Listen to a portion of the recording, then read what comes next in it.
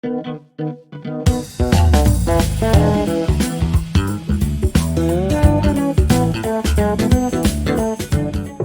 part. Thank you so much for coming and supporting our Florida authors and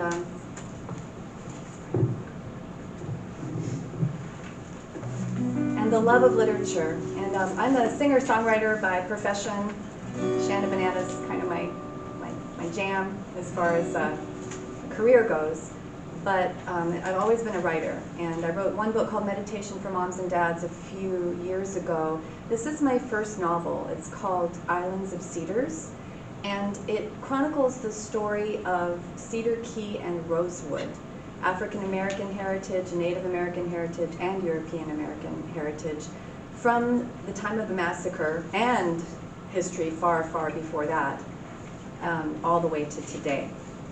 And the facts are real. They're just the beginning of a series. I've already started the second and the third books, and there's so much to share. But what I thought I'd do first is just open with a song that explains the Rosewood massacre. Is anybody here familiar with what happened in Rosewood 100 years ago? And this is a particularly meaningful month right now to be talking about this story, because it was exactly 100 years ago that the massacre occurred. So I'll let the song explain what happened. Oh, and it's an audience participation song. So your part will be to say Rosewood FLA. You want to practice that real quick? Rosewood FLA. Perfect.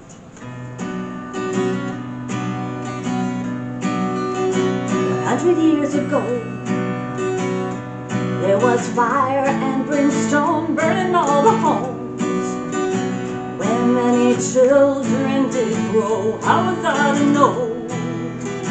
When there's just a sign on the road that the beauty of this hammock holds a secret of darkest truths unspoken in our shame.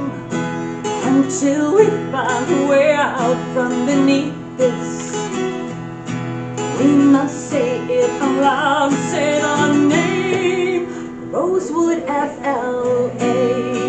There it is, you got it. When I walk through Rosewood hammock, see the oak trees spread their limbs, I think of old Sam Carter, can't stop thinking about him, how his own limbs hung like Spanish moss swaying in the breeze.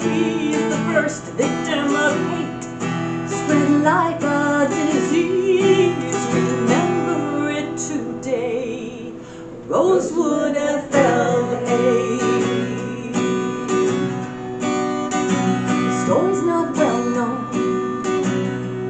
even though our whole town was burned to the ground. Everybody lynched, shot or gone, all for a lie. So convenient to blame, yet no one will read it in our history books. That's why we write, descendants still have to live in fear, until we find a way out from beneath this. We must say it aloud and say it clear, Rosewood FLA. Beautiful. As I walk through Rosewood hammock, see the oaks and palm trees sway, I bow my head, swear in my heart this loss won't be in vain. Though hated in today spreads like a terrible disease, we're all coming together, so come and join me please, so suffering can't sustain, Rosewood FLA.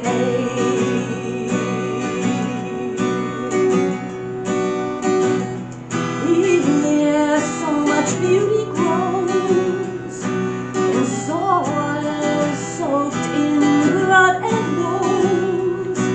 Just leave it to this earth to show the way. So let's all walk through Rosewood hammock, see the oak trees sway. We'll bow our heads, swear in our hearts this loss won't be in vain. Though hated into desperate like a terrible disease, we're all coming together, so come and join me please. So suffering can't sustain, let's all say the name, Rosewood FLA, Rosewood FLA, Rosewood FLA.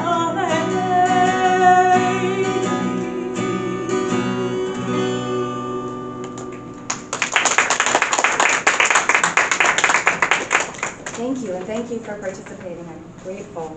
I think say the name. You've heard that. It's very important right now in this time in history.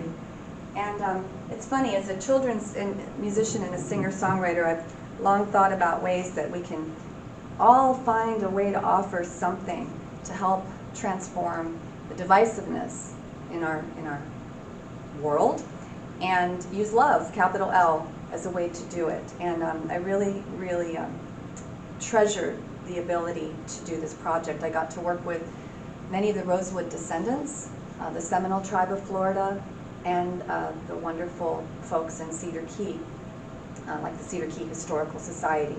So what I'm going to do this morning for you is introduce you to the person that I mentioned in the song. The first verse, I said I can't stop thinking about Sam Carter. Sam Carter. So that's an important name in Rosewood history because he was the first victim.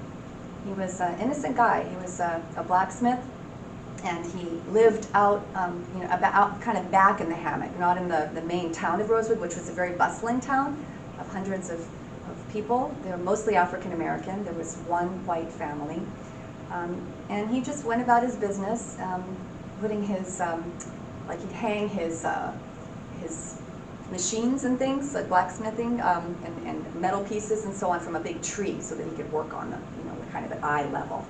So for that reason, I made him that tree. So I'm going to present how Sam Carter emerges from the time of his lynching to the present day. Sunrise. Steam rising from dew-dusted leaves, a gentle ruffle of stirring, warming summer air. A kiss goodbye from the rising fog, a twitter of creatures through leaves and branches. Oh, to be alive! To be cold sometimes, warm other times, still and calm or thrashing and flailing. To be crawled upon, bored into, fed by the sun and the soil and water. To feel the current of water rising up and flowing down the breadth of my ever-expanding, encrusted trunk.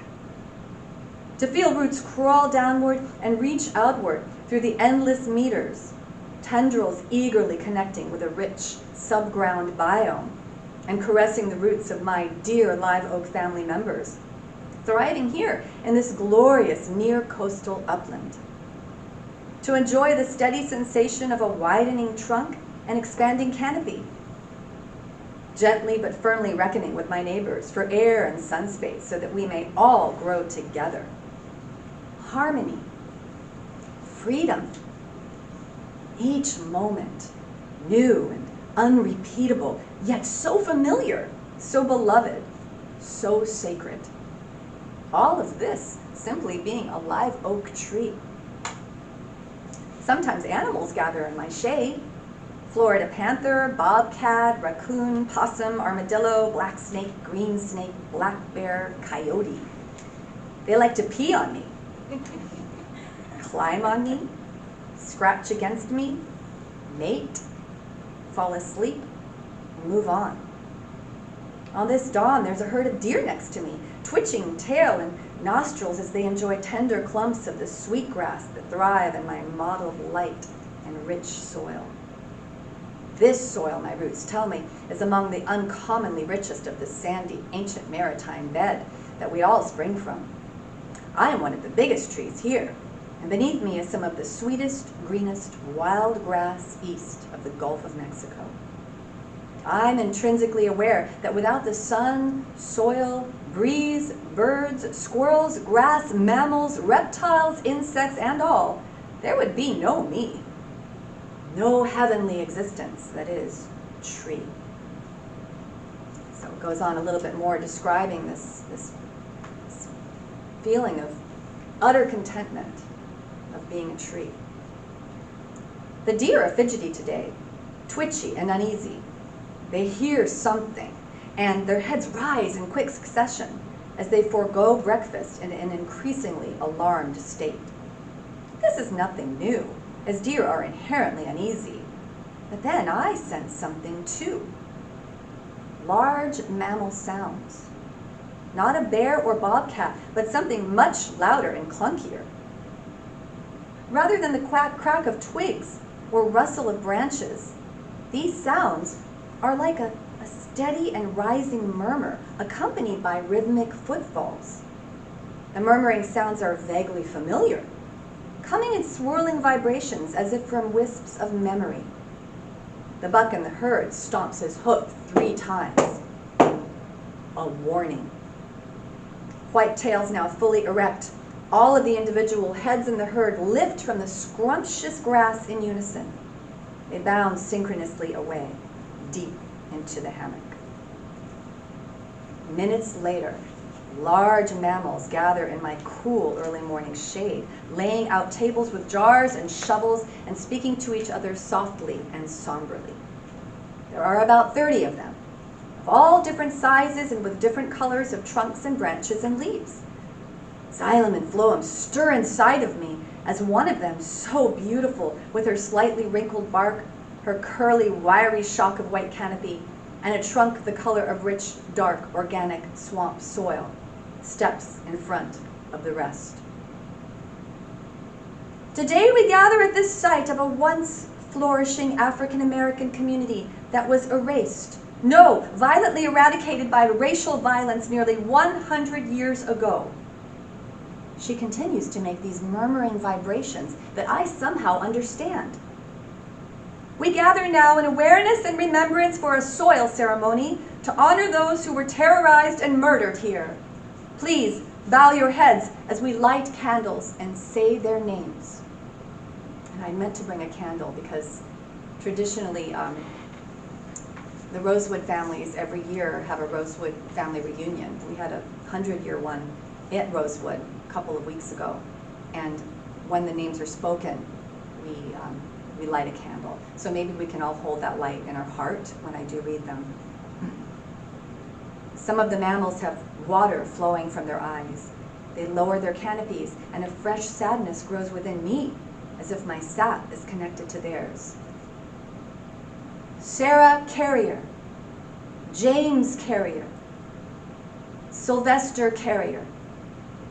Wait, I know those names. Lexi Gordon, Mingo Lord God Williams, Samuel Carter. Samuel Carter. Samuel Carter. Sam Carter. I definitely know Sam Carter. I tremble so much that leaves rain down upon the gathering. Water pumps faster up my trunk. Sugar encrusts my roots. This Sam Carter is intimate to me. My very own bark. How? Sam Carter is not the warmth of dawn, nor the scuttle of squirrels, nor the cackling and pecking of pileated woodpeckers, nor the uptake of water that are all me. But I feel Sam Carter in my roots and sap and leaves and acorns. His cells and atoms are right here. Suddenly, my umbilical connection to the moon and sun and breeze is severed. There's a rush of blinding noise. The accusations, the taunts, the derisive laughter, the gunshots. I smell the smoke and sweat and whiskey and feel a memory so real that my heart, a human heart, pounds out of my trunk in terror. I separate, floating and disembodied, torn painfully from my tree in a sudden recognition. I am Sam Carter. So it goes on And it goes on more about his particular experience in Rosewood, which is known. And also his realization that because he was the first victim of Rosewood, he didn't know what actually happened. So now he's a spirit. The chapter there is called The Spirit of Sam Carter, and he's racing around Rosewood wondering what happened. Where is everybody? Where are all the buildings? Where's my wife? Where's my son? And as expected, it was very, very disturbing to him.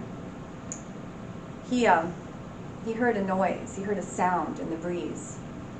Like, Shugo!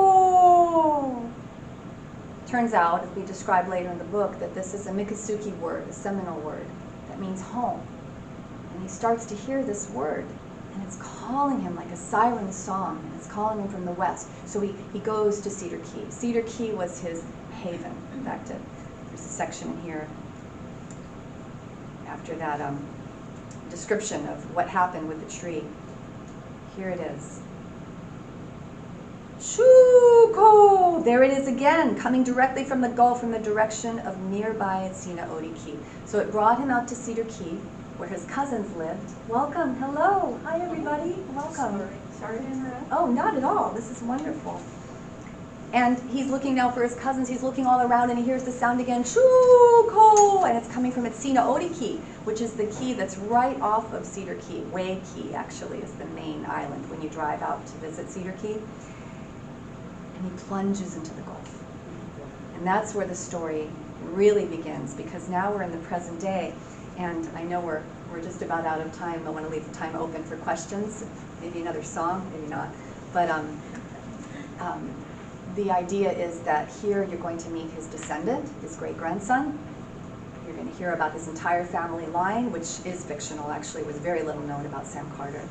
You'll hear about a descendant of Polly Parker, who is the Seminole Indian matriarch, who is also a marine biologist in Seahorse Key, which is about 3 miles south of Way Key, part of the Cedar Key archipelago. I never know how to pronounce that. Archipelago. You know, thank you. I can write it, I can't pronounce it, yeah.